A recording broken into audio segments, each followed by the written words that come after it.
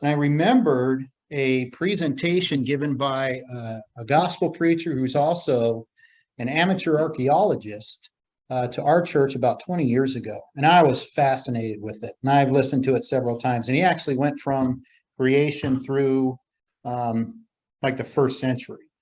And it was, like I said, it was amazing. And I went through it. And so when we did this study, I thought, you know what, I'm going to take his presentation and tweak it a little bit and present it here because I think it's very, very important to know that what we're reading in the Bible is trustworthy, that it is a real, factual, direct account of real people that lived real lives in real situation, had real events and adventures, because more so than any other religion in this world, biblical Christianity has to be 100% right, that there can be zero contradictions in any of the text.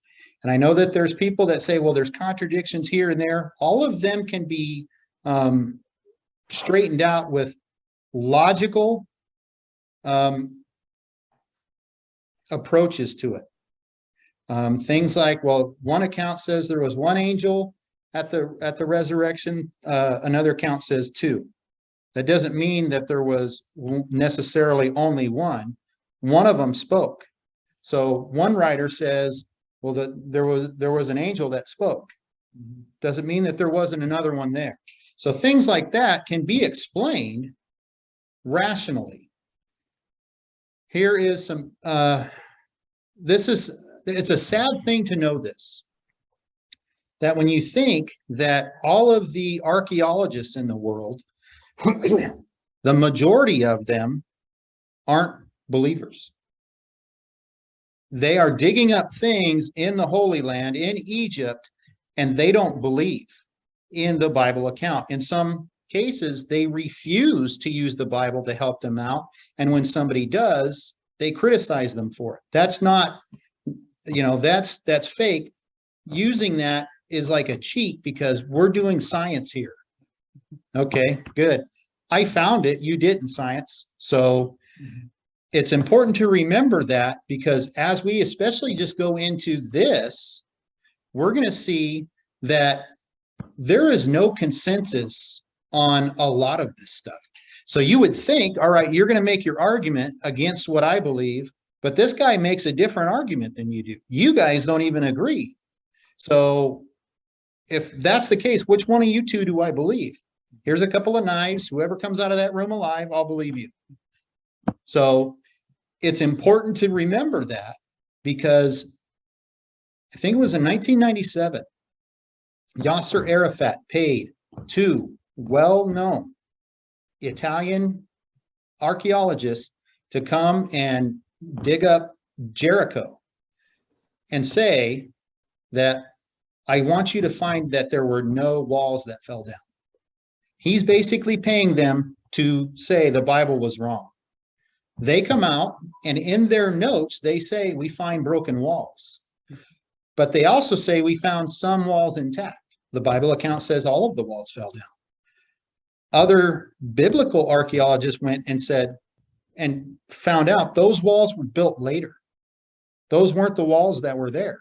And yet the two Italian archaeologists had more cachet, so that their claim garnered not only more attention, but was seen as more plausible. So there are atheistic archaeologists that their whole goal is to disprove the Bible. They want to find something that says that's in contradiction with the Bible. No archaeological find has ever contradicted the Bible. Not one. They'll claim they are, but they aren't. There's never been one that it's clear in the Bible, this archaeological find is contradictory to it. There's never been one. In fact, there are archaeologists in this world that are up in the upper echelon that are Muslim, and it's the same attitude. They want to prove Abraham. Right. But anything after Abraham that isn't through Ishmael's line, we want to disprove it. We're going to ignore it. And that's another sad fact, that you have basically, and it's like almost anything else, but it's still, I mean, you have different groups that are like fighting each other when it's staring them right in the face. So obviously, when we're looking at, we want to find out who the pharaohs were. The pharaoh of Joseph, when Joseph is sold into slavery, when Joseph is risen to grand vizier, Joseph dies. The pharaoh that comes to power that doesn't know Joseph, we want to know all of those guys. So as I brought up before, there is not a consensus amongst the scholars, Egyptologists, or archaeologists on the dates of the Egyptian kings and their kingdoms. Again, you would think that they would all say, okay, this is when the rules of those were of Egypt were called dynasties. So like in England, you had houses. The king had his descendants that ruled, and then that family was overthrown and a new family came in. So that's like a dynasty. Egypt had, I think, like 22 or 25 of them from when they went from just kind of a group to, all right, we're actually a nation now. And we have this king, this pharaoh. So from when that starts, in what's considered the first dynasty, there's not a consensus of the year that that dynasty started. So depending on who you talk to, it started in this time and it started in that time. So most believe, and I'll tell you why the 12th dynasty is important in a second, but most believe that the first ruler of the 12th dynasty ascended to the throne in 1991 BC, and the final ruler ended her rule in 1802. However, just the 12th dynasty has several different starting points based on who you talk to. Some say it began in 1981 BC and ended in 1802. 1983 to 1756, 2034. So you have several different conflicting accounts. So who's correct? I guess whoever you talk to at that moment. So because they don't agree with which dynasty lines up with the time, and they can't even agree on which dynasty is the dynasty recorded in Exodus, perhaps one of the best ways to do this is to just take the timeline that we have in the Bible based on the ages of Jacob, Joseph.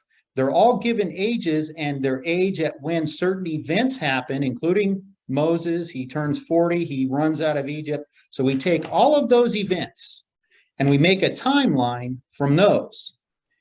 And what I think we do then is we take that timeline and we see if there's a dynasty that timeline lines up close to. And what we do is we find one. Right now, currently, the Egyptian dynasty that lines up in the secular world with their opinion is the 18th dynasty.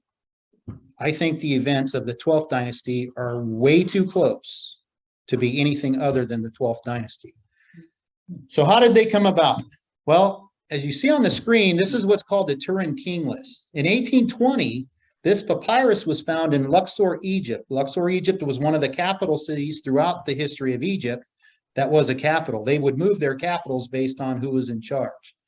And so this list started with the first dynasty and it ends in the 13th. If you look at that and you have this is what they found. Now, I used to write my wife love letters when we first started dating because we lived so far away. Now, if I took several of those letters and ripped them up like that, do you think that she would have a clue of what I was talking about? No, but this list is considered the most accurate and complete list. So they break it down into columns, they write down, they can tell what the characters are, and based on that, that's what they use. It's like I said, it's the most widely accepted one, but there's no dates for anything. No pharaoh has said this is when he ruled. There's no clear idea given on any kind of real timeline. Some of the pharaohs, their length of rule is included, but not all of them. On this, you have 3 other lists of kings. Now, the dark areas on the first 2 are the ones where it's intact. The grayed out areas, or they don't have those pieces. So you can see that there's holes. And in some cases, these four lists don't line up. If you were to do if somebody said, hey, make a list of the presidents of the United States, where would you start? George. You'd start with George Washington, and you would go chronologically up to today Biden. That just makes sense. Not all of these lists do that. And so you have certain kings in a dynasty, in a given dynasty on this list, but that king is in a different dynasty on this list. So again, there's not even a consensus of who ruled and when, and there's not a consensus all the time on where these guys, not only when they ruled, but where they ruled. When you look at the different kings, and especially, let me go back. One of the issues that we have is there has always only ever been one president of the United States, and he rules the entire country. In Egypt, you would have what's called Upper and Lower Egypt. So you would have the one country that would be divided in. Upper Egypt is south, where the Nile begins. Lower Egypt is at the Nile Delta, where the Mediterranean, the Nile empties into the Mediterranean. So for part of Egyptian history, you would have a king that ruled the lower, and you would have a king that ruled the upper. They're separate dynasties, but they rule at the same time. And then you would have kings who ruled the entirety of Egypt themselves. So that points to the fact that all of these dynasties are not all sequential. Some of them are concurrent. So when you take your timeline and you start, okay, this king did this king that ruled then, this king ruled then, some of those are overlapping. And so you start shrinking that timeline drastically, and in some cases over a couple of thousand years even. So that's another thing to keep in mind as we go along, that what's accepted right now, they are just now starting to go, wait a minute, okay, this doesn't jive. So how we know what kings ruled when is sloppy, and it's sloppy for this reason. In the early 20th century, the Sothic, which is Latin for serious, the Sothic method was applied to Egyptian history. So what the Sothic method is based on when the star Sirius could be observed in Egypt. So they would mark their reigns by that. However, if you're standing in the Nile Delta versus at the source of the Nile, where that star is going to be different. So if you're keeping time in two different places, your calendar is not going to line up. So based on when they saw it and where they saw it, or if they didn't see it, they mark their kingdoms from that. So they also don't have any records of a specific pharaoh being mentioned in correlation of the star rising. Also, the Egyptians had two different calendars, similar, but not exactly like what the Hebrews are going to have, where they have a civil calendar and a religious calendar. So which one are they applying? Are they applying it to one and then the other, or both, or neither? So really, the accepted way of dating Egypt has been called into serious question now because of just this issue. So if we go to the Bible to get a little bit of help on this, we can pinpoint some things very closely. Edwin Thiel was a 20th century theologian who took the lengths of the rules of the kings of Israel and Judah and correlated them with the mentioned names of kings of Assyria who counted their reigns based off eclipses. Because they marked their reigns by eclipses, it's possible to properly date them to within days in some cases. By applying this methodology, the currently accepted dates are hundreds or even thousands of years off with respect to what's accepted in Egyptian history. The Assyrian kings mentioned both King Ahab, King Jehu, both Ahab and King Jehu of Israel by name. This allowed Thiel to develop a timeline that gives up the accounts of at the end of the Genesis and Exodus to the 12th dynasty of Egypt, and to give them an accurate date. Two of those examples 1 Kings 6:1, it says, and it came to pass in the 480th year of the children of Israel had come out of the land of Egypt, in the fourth month, or in the fourth year of Solomon's reign over Israel, in the month of Zib, which is the second month, that he began to build the house of the Lord. So that gives us a very, very accurate time frame. So when the Exodus happened, you have the starting the building of Solomon's temple. It says right there it was 480 years from that point. So we know when that when Solomon built his temple, that puts the Exodus at 1446 BC. The closer you get to the BC AD changeover, the more accurate your time frames get, because now we're not guessing. In Galatians 3, Paul writes to the Galatians, what I'm saying is this: the law, which came 430 years later, does not invalidate a covenant previously ratified by God as to nullify the promise. The 430-year clock started when God called Abraham from Ur of the Chaldees in Genesis 12. Abraham was 75 years old when this occurred. We know how long Abraham lived. We know how long Isaac and Jacob all lived. So this allows us to date them properly. So how many years were the Hebrews in bondage? Well, we're going to see right here. So this is the timeline based on the Bible dates, using the dating from the Assyrian kings, as well as when how they line up with the Hebrew kings and the length of reigns of those Hebrew kings. So we have on the far right, we have Moses returning to Egypt and the beginning of Exodus. So when Moses returns to Egypt, from when he first goes to Pharaoh and says, let my people go, to the end of the Exodus is not a very long time, not very long. So at 1446 is the Exodus. We know that Moses spent 40 years in Midian, and so that puts him fleeing to Midian at 1486. He is born at 1526 because he's 40 years old when he leaves. Pithom and Ramses are mentioned in Exodus as cities that are being built. They were built in 1535. The enslavement of the Hebrews begins at 1542. Joseph dies 1585. Jacob dies at 1636.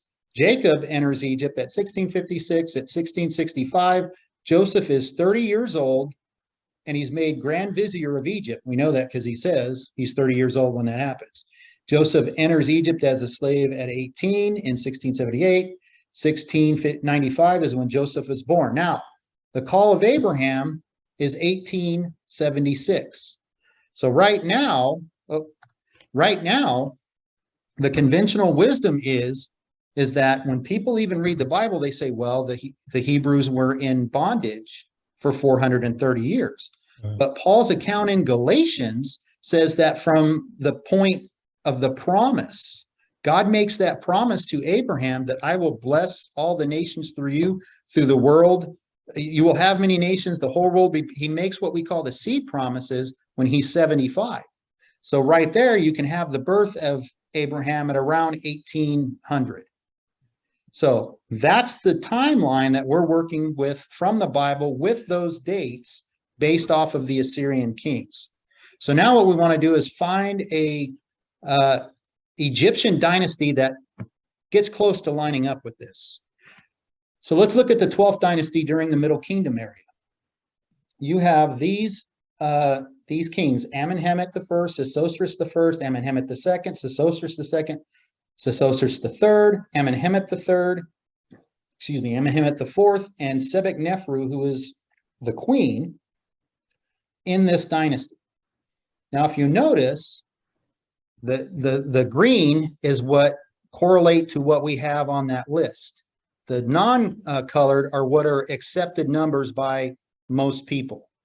So you notice that they don't line up.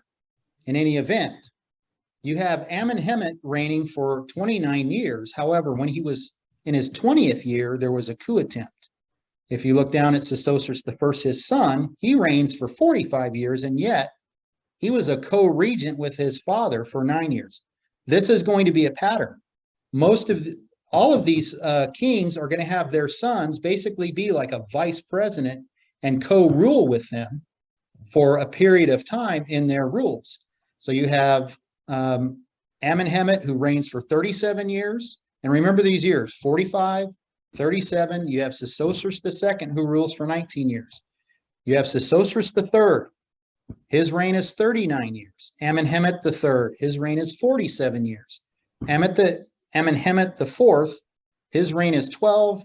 And Sebek-Nefru, her reign is only 4. So that's important, because if we're going to take the timeline from what we saw with the Bible, those years have to line up within a reasonable amount of time. So this is the reign of the pharaohs. You have the 29 years of Amenemhet, 45, and this is to scale, which is why it is like it is. So you have 45, 37, 19. You have all of these kings and how they're lining up. This is what happens when you put the two together. So if you start with Moses returning and the Exodus lining up with Amenemhet IV's, the end of his reign, because what happens to Amenemhet IV, the pharaoh of the Exodus? He dies in the Red Sea. So that ends his rule. So if we work ourselves backwards, we can get to Amenemhet I. And I have this potential shift here because a couple of reasons I'll get back to later. But you have Amenemhet I being the pharaoh when Joseph enters as a slave. You have his reign. Here we have the coup attempt mentioned, and based off of these numbers, because Joseph is made Grand Vizier of Egypt. He's in jail for 2 years after the chief butler and the chief baker are thrown into prison with him. So that's how we get that number. Well, that comes pretty close to the time of that coup attempt that we already have listed here. So the numbers line up. Here is the coup attempt.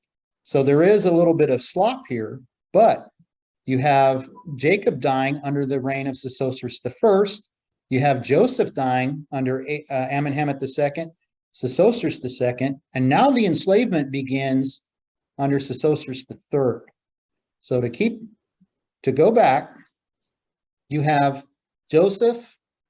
You remember in Exodus, it says, then there arose a Pharaoh who did not know Joseph. And that's when the trouble for the Hebrews started. So he dies here during this reign. It's most likely that his son, Sesostris II, knew Joseph.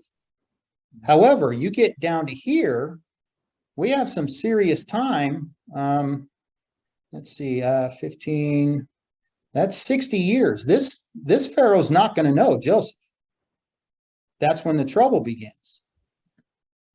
So let's meet these pharaohs. Amenemhet I, he reigned for 29 years and a coup attempt was made in his 20th year. He's the founder of the 12th dynasty. It's unclear how he came into power, as he was not of the previous royal bloodline. In the 20th year, there was a coup attempt on him. There is a poem written that was believed to be authored by his son, Sesostris I, after his father's death. He claims his father's ghost appeared to him and spoke to him, and in it he tells his son, in a document called the Instructions of Amenemhet, some things that he wanted him to know. Now, did his father appear to him in his dream? Don't know. However, what is said is very interesting. He says, trust none as a brother, make no friend, create no intimates. It is worthless. It was after supper, when night had fallen, I had spent an hour of happiness. I was asleep upon my bed, having become weary, and my heart had begun to fall asleep. When weapons of my counsel were wielded, as I came to, I awoke to fighting and found that it was an attack of the bodyguard. If I had quickly taken weapons in my hand, I would have made the wretches retreat with a charge. But there was none mighty in the night, none who could fight alone. No success will come out without a helper. Look, my injury happened while I was without you, when the entourage had not yet heard, and that I would not hand over to you when I had not yet sat with you, that I might make counsels for you, for I did not plan it. I did not foresee it, and my heart had not taken thought of the negligence of the servants. So the palace guard were responsible for that coup attempt. They were not only in it, but they were the ones that plotted it. Who was the captain of the palace guard according to Genesis? Potiphar, the man who buys Joseph as a slave. So we know the story with Joseph. He's bought by Potiphar. He does such a good job with Potiphar's finances, almost like a steward. Potiphar tells him, you are in charge of my whole thing except for my wife. Potiphar's wife says, you're a handsome guy. So she tries to seduce him. It doesn't work. She accuses him of rape. So he's then sold, or he's then thrown in jail. So his son, Sesostris I, Amenemhet's son, he is out at war during the coup attempt. When he returns, immediately upon finding it, which probably takes 4 to 8 weeks for him to return, more closely to 10 weeks for the entire time, it makes sense that there would be an investigation. All right, we got to find out how this all came about. So if the palace guard was involved, most likely Potiphar was involved. It would also then be reasonable to assume that if Joseph, who Potiphar had made ruler of the house, was not in prison at the time of the coup, he would have been killed as well as a perceived co-conspirator. So when you know this, and then you think about, man, Joseph had it rough. He did nothing wrong and he got thrown into jail. You could make the argument he was thrown into jail for his protection because God knew what was fixing to happen. Then we read in Genesis 40 of the chief butler and the chief baker being imprisoned with Joseph. If the palace guard was involved, then the likelihood that other palace officials would have been involved is high, like the butler and the baker, because they were the chief butler and the baker. But when they're thrown into prison, they find Joseph, who you could say is safely in prison. They each have dreams. He interprets them correctly. Then the chief butler says, hey, man, I will never forget you. I will remember this. I will remember you forever. That door slams behind him as he's leaving, forgets all about him. Except for in 2 years, we read that this Pharaoh, Sesostris I, is the Pharaoh that lifts Joseph out of the prison. He has the dreams that trouble him, and he asks for interpretation. The chief butler goes, oh, I know a guy, boss. It's this Hebrew guy. So they go get Joseph. He interprets the dream correctly, and he says to Joseph, bro, you interpreted the dream. You told me what I should do. I'm just going to go ahead and make you chief. He becomes the grand vizier, which is like he's responsible for almost everything that goes on in the government. And so here, Sesostris is the first and only, well, not the only, but the first pharaoh to be shown carrying what is seen as a shepherd's staff or shepherd's crook. In Genesis 46:34, we find out that the shepherd is a loathsome profession, that they hated shepherds. When Jacob enters the land and tells Joseph's father Jacob enters the land and tells Pharaoh that they are shepherds, as Joseph had told them to say, Pharaoh Sesostris I does something interesting. He says, well, I can't have you around these people, so I'm going to send you out. Where does he send them? Where do the Hebrews set up shop? You remember? The land of Goshen. What is it said about the land of Goshen? Is it the crappy desert area? No. It is the best of the land. We'll see in a minute why it's the best of the land, but he is he's probably so pleased with everything Joseph's doing. Your family's here? Dude, I love you. Your pops and your brothers and whatnot, they seem like great guys. Why don't you guys go move to Malibu? You guys go move to Santa Barbara, Malibu. It's all good. I'm so happy with you. So thinking about that, and because also I want you out of here because my people hate shepherds, it's very interesting to see an image of the Pharaoh as a shepherd.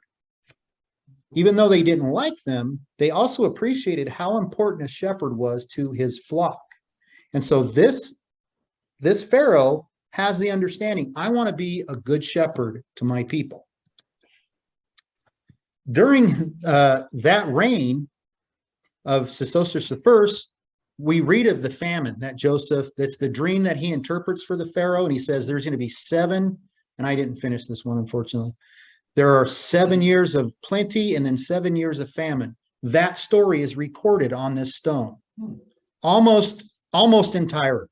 That there were 7 years of plenty and 7 years of famine. And one government official handled the entire thing, just like it said Joseph did. There's no name, Hebrew name given, but there are Egyptian names given on there. But for Joseph, but there's not a name that lines up with what we know to be Joseph's name. However, the story lines up almost perfectly. This canal was built during Sesostris I's reign by his grand vizier. Everybody accepts that. It's connected to the Nile, misspelling, to a lake that's called Moris, where the 12th dynasty funeral temples were to be located. The name of this canal, and it's still called this today, is Bar Yusuf. In English, that means Joseph's Canal. Coincidence? It was built during the same time, under the same pharaoh, and it still has that name today. A dig in the area of Goshen, which is now called Tel El Adaba, shows what may be the dwellings of Joseph and his family. There are several dwellings in this area. In the upper right corner, we see a small villa labeled A. I don't know if you guys can see that. This floor plan is not found anywhere else in the ancient world other than ancient Israel. There are 12 other dwelling places found around this area. How many brothers did he have? 12. There are many walls that weren't created for defense, but rather as animal pens. They brought everything with them, including their animals, when Jacob came. The dark building labeled I down in the bottom left, I'm going to fix that, was a tomb meant for the owner of the villa. When this tomb was excavated, see, they've excavated this whole thing. When they excavated this tomb, there was a pit that led to the burial chamber. They didn't find a body.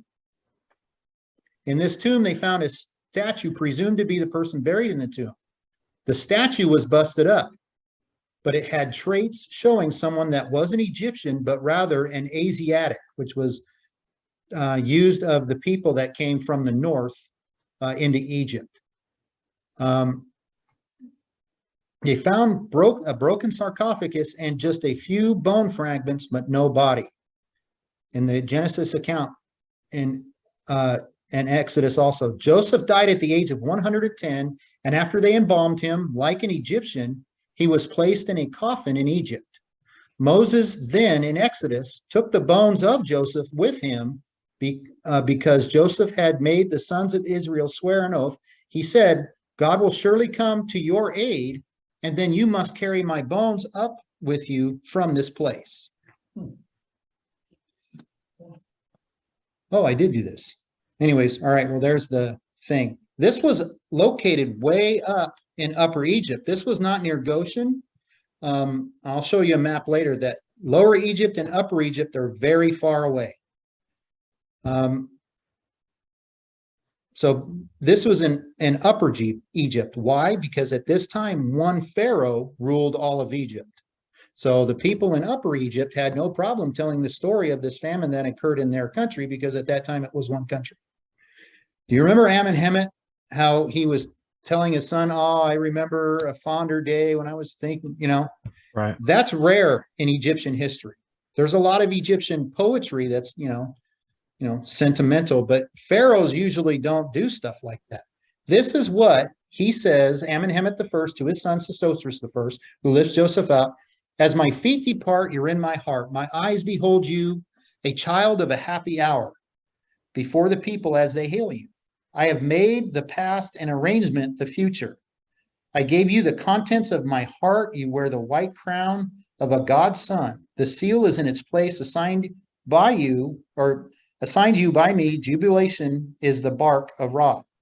kingship is again and what it was in the past. Like I said, we have poetry from many Pharaoh or Hebrews, nothing like this from one Pharaoh to another. This is Amenemhet or Sesostris' son, Amenemhet II. As we saw, it's Amenemhet and Sesostris, all of their names. And we have 1, 2, 3, 4. The 1s and 2s are the good guys. The 3s and the 4s are the not good guys. Another Pharaoh is shown as Amenemhet II. He's shown with the shepherd staff as well. You think about it. Joseph is known by this Pharaoh. Joseph is doing amazing things during this time, like the whole canal that he dug. So you have a very godly man that has been given so much authority in this kingdom. He is going to have a seriously positive influence on not just the people at large, but even the pharaohs. So Amenemhet II is probably best known for consolidating the work of his predecessors in foreign affairs. He exchanged gifts with other rulers in the Mediterranean region. He wanted peace. He wanted to cooperate with everybody. He was known for his kindly disposition to foreigners. He sought peace with his closest neighbors, though he did go to war with Bedouin tribes in what is called today the Sinai Peninsula. He likes foreigners. He's seen Joseph and his family come in and all that they've done. Hey, I want people that know different things to come here and help us out. He was kindly disposed to the Hebrews. This is his son, Sesostris II. You notice this is the first or the fourth Pharaoh in a row that is smiling and has a pleasant look on his face. These were all these pharaohs that knew Joseph.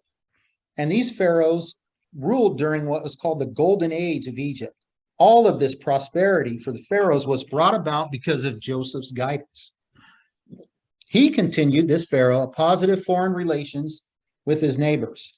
They also continued to grow the trade between Egypt and its neighbors. There is no evidence he ever undertook a military campaign. He was all about peace and prosperity.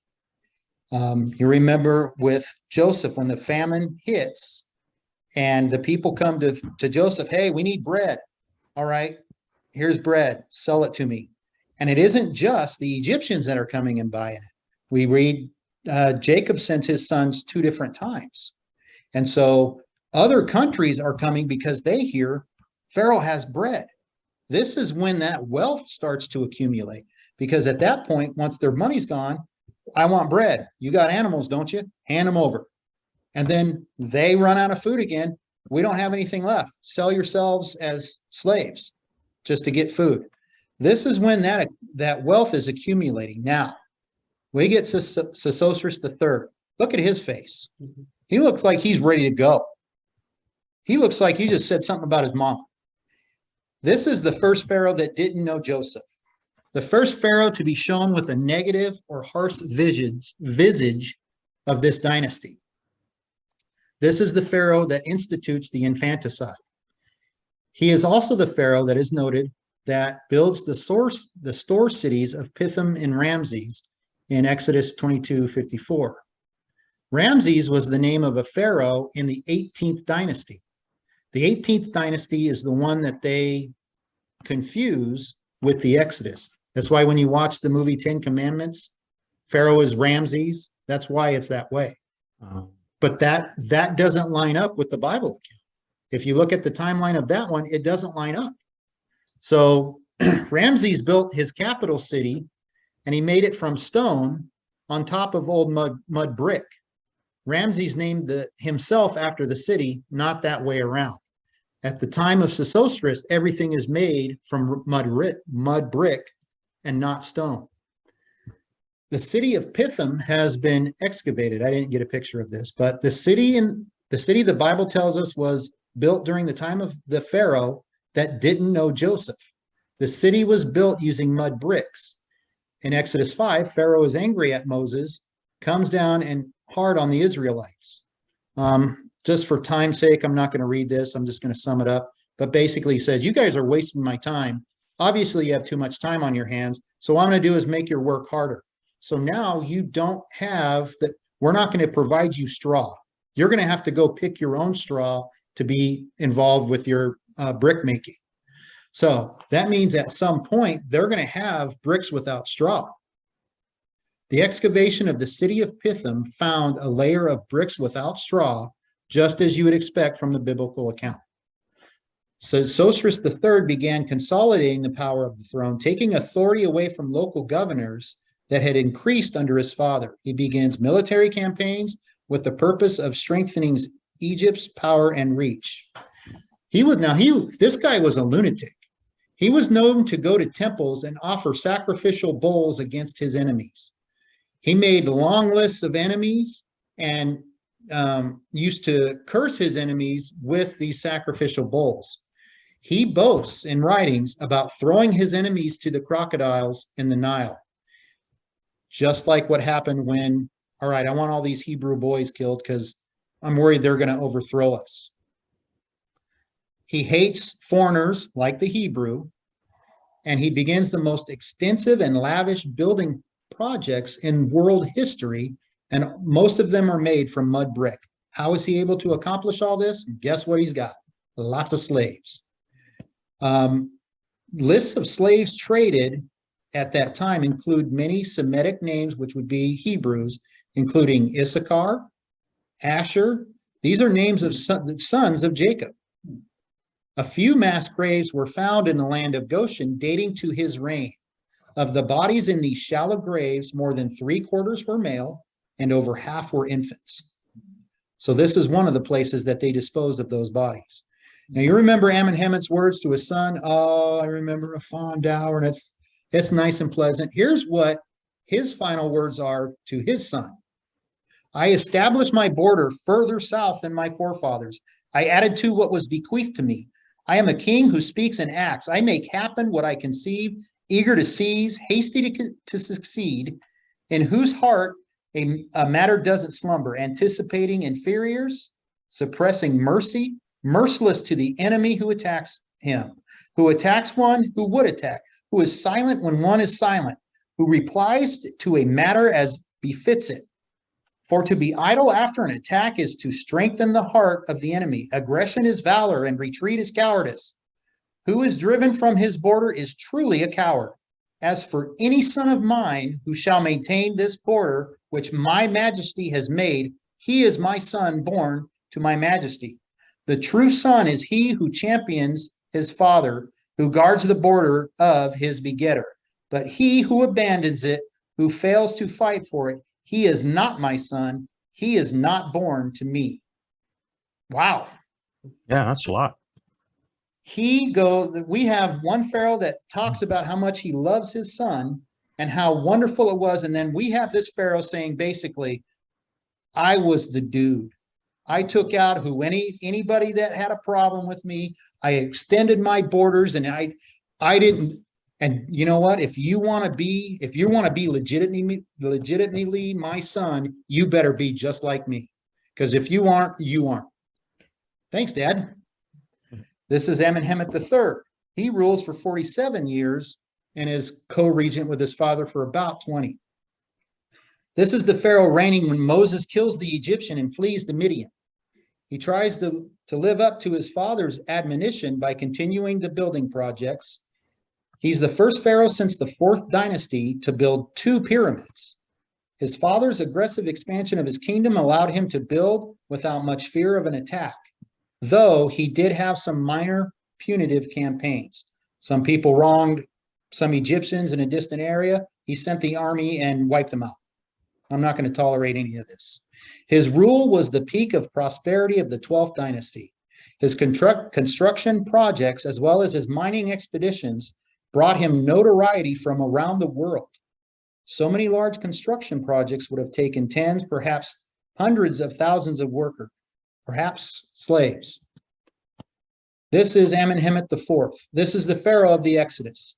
There is evidence that his co-regency with his father was actually 6 years long, and his sole reign was only 3 years. Again, some people just disagree. He does not have a known tomb. He's the only pharaoh in this time period that doesn't have a tomb. His reign abruptly ends, and there is no heir to take his crown. Why would that be? His son was killed in the death of the firstborn. His death brings great calamity upon the entire country of Egypt. His sister/wife, Sebeknefru, ascends to the throne in his absence due to the absence of a male heir. This is a document called the Admonitions of Impure. It is attributed to the 18th dynasty. However, it's clearly talking about the 12th dynasty. I'm going to read just a few of them because there's a lot of stuff that's been written that nobody, just your average person, even your average Bible believer, just doesn't know. Indeed, poor men have become owners of wealth, and who could not make sandals for himself is now a possessor of riches. You remember, Moses goes and tells the people, hey, start asking your Egyptian neighbors for money and stuff because they're going to give it to you. So they go from slaves to being wealthy. They plunder the Egyptians. Indeed, men slaves, their hearts are sad, and magistrates do not fraternize with the people when they shout. Indeed, hearts are violent. Pestilence is through the land. We have all kinds of what are those called? Plagues. Blood is everywhere, like in the Nile. Death is not lacking. Death of the firstborn and the people that are killed by any of those plagues.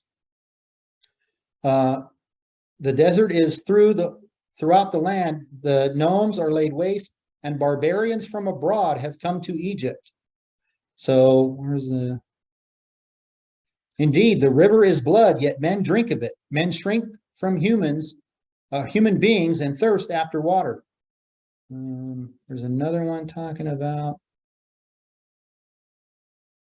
there's a line that talks about the mothers saying we have nothing to eat. When the Exodus happens, Egypt is desolate. Egypt is left desolate. It comes to the point where even the most rich of people became what we would call bums today. They don't have an army to defend them. They all drowned in the Red Sea.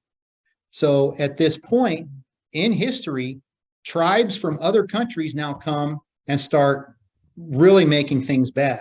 In fact, I think it's several hundred years before Egypt is able to kind of regain any kind of authority with respect to the world around it.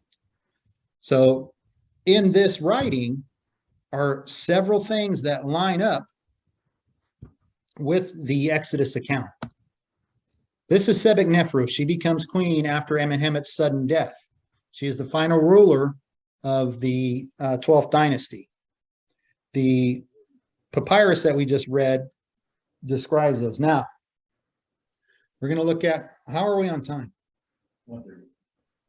All right. Do you guys want to stay or you want to split? It's up to you. I pushed one meeting, but I got it. All right. Meeting in a few minutes. Okay. Well, I'm recording it so you can watch the rest of it. You got time, Luke? Yeah. All right. I'll take the final. Okay. So you see the land of Goshen up there, the Nile River Delta. That's the best of the land. Why? Because that's where all the water goes. So Pharaoh sends them there. So that's where all the agriculture is done.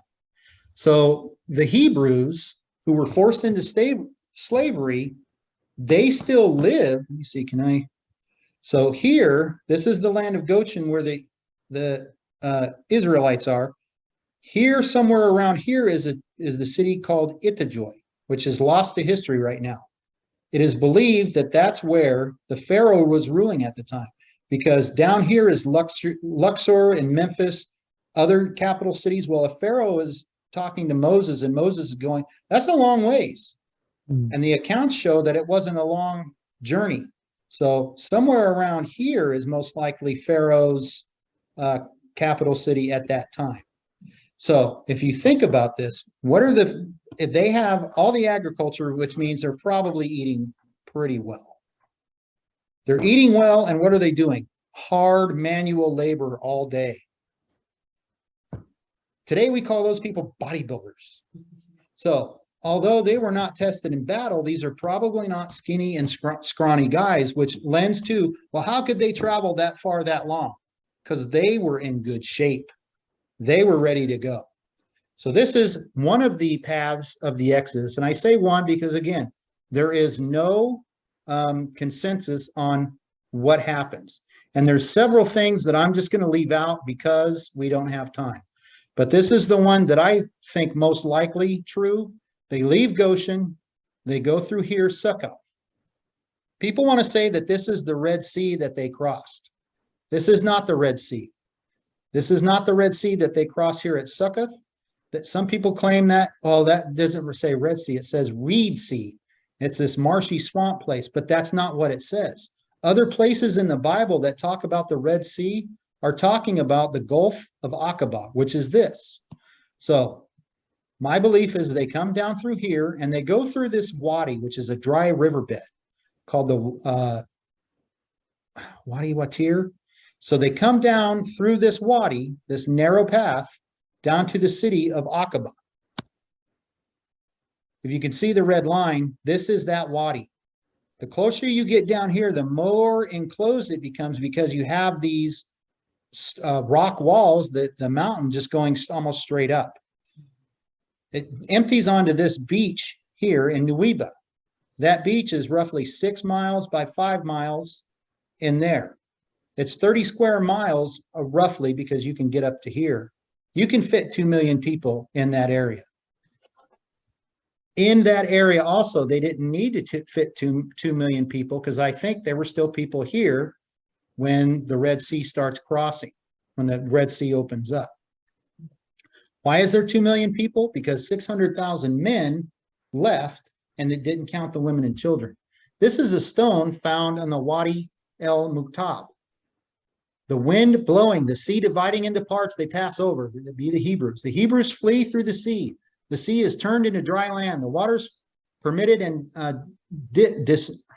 dismissed to flow, burst rushing unawares upon the astonished men, congregated from the quarters band together to slay treacherously, being lifted up with pride.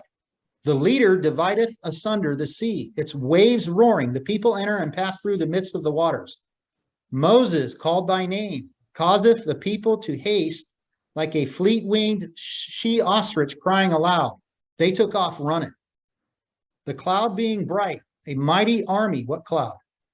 The cloud of God that is God's presence. A mighty army propelled into the Red Sea is gathering into one. That'd be the Egyptian army that are following. They go skipping and jumping. Well, no, that's not the Egyptian, that's the Hebrews. Journeying through the open channel, taking flight from the face of the enemy. The surge of the sea is divided. The people flee. The tribes descend into the deep. The people enter the waters.